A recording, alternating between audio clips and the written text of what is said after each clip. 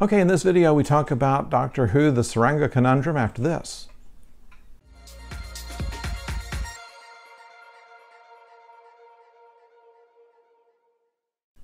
Hello out there, I'm the oldest nerd, and in episode 5 of this season of Doctor Who, we have the 67th century at last. We're not having to go back in history and find somebody from the United States to poke fun at. This time we have a solid Doctor Who episode in which they meet an alien, which they're able to try to figure out what it needs and eventually defeat it. And our heroes find themselves on a hospital ship bound for wherever its home base is. It's an unabated ship, and the Doctor finds out fairly soon that it's on automatic control. There are only 2 medics on board, and they can't turn it around. And so before the Doctor can do anything about this, they find, of course, there is a threat. This is something that always happens on Doctor Who and virtually any other science fiction show where someone finds themselves in a place they didn't intend to be. There is something that needs their help. And so let it be this way with Doctor Who. So they are on the ship and they're being pursued by a small creature that eats everything that's not organic. According to the ship's computers, the species is called Pating, and this particular Pating is rather vicious, but it doesn't eat anything organic. It's just trying to eat the ship up, which of course is dangerous in and of itself, cannot be killed, and so it provides the right degree of challenge for the Doctor and friends. What do you do to get rid of something you can't touch and that can't be killed, even if you wanted to kill it? That said, I find the Pating itself looks like, well, it's obviously a CG creature, but it would be very easy to make into a plush toy, and my guess is that the ThinkGeek website will have one of these on there within the next 6 months or so, or perhaps before Christmas, you never know.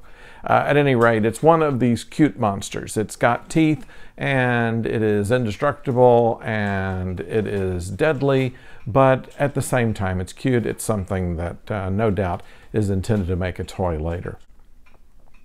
Be that as it may, there's also a pregnant man. Okay, great idea, I suppose. I believe that it's not original. Back in 1978, there was a film called Rabbit Test with Billy Crystal in which a man becomes pregnant. I have no idea what the plot of it was other than that, because, I mean, that wasn't the kind of film I wanted to pay money to see.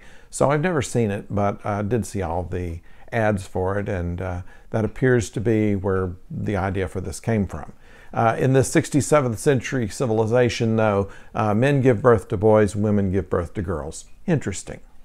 Anyway, that gives us a B story, where you have the man who is needing to give birth pretty much at the same time that this monster needs to be caught.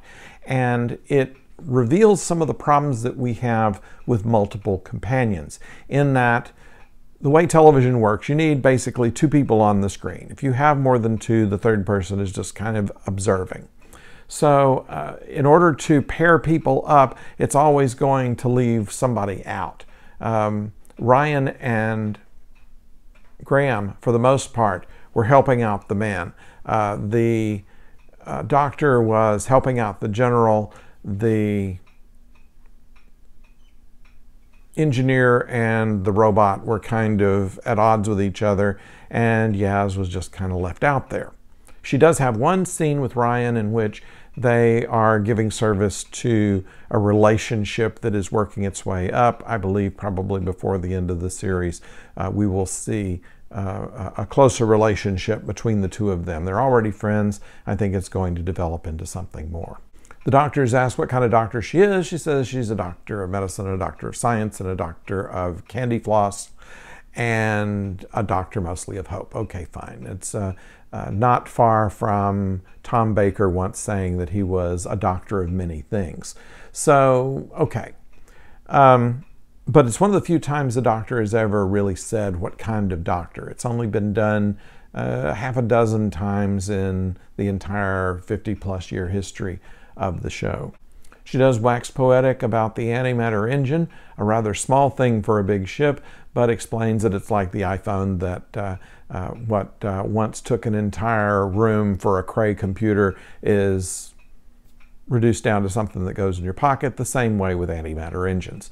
And so she goes in explaining techno-speak about how it works. Which brings a couple of good jokes. I think that when they're first starting to talk about some of the things they need to do to repair the ship after the alien starts chewing on it, they have to resync the ocular generator.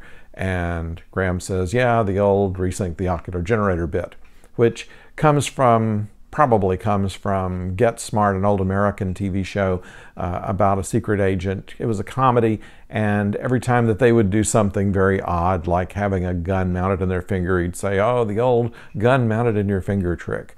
It was a nice line. I kind of liked it. He had another one, too, where when the man is about to give birth, he says that unlike Ryan, who's wasted all his time playing video games, that he's actually broadened his horizons by watching a medical TV show called Call a Midwife, in which he said he looked away during the more bloodier parts of it. So a little comedy going there, a little levity going on during the time that birth is given. Now, the guy had said that he wasn't going to keep the baby because it was an accident and he wasn't going to be a decent father. And in the conversation that Yaz and Ryan says that his mother died when he was 13, and his father left because he didn't think that he could raise him alone. And therefore, that's why he's raised by his grandparents. So there is this running through the episode in which Ryan talks to the man and tells him that, he really should consider keeping his child because, even if you're not doing a very good job, at least you're there. And so that was kind of the underlying message on that, and it wasn't a bad message, really. During the course of the birth, Graham also says, I'm never going to get pregnant. It was a funny line.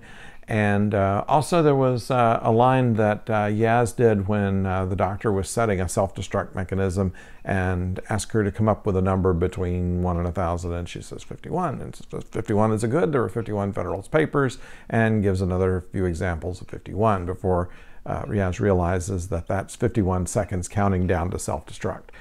Once again, kind of a light line. There was a good amount of comic relief in the episode. There was a good amount of suspense. There was a worthy alien, and with the exception of Yaz not having a whole lot to do, it was a reasonably good one. It was written by Chris Chibnall, which surprises me. I thought that they were going to have one of their staff writers do this particular show, but I'm glad that Chibnall did write this, because we're now being able to see at least that he can do something decent. And up to this point, I've been very disappointed with what he's been able to do.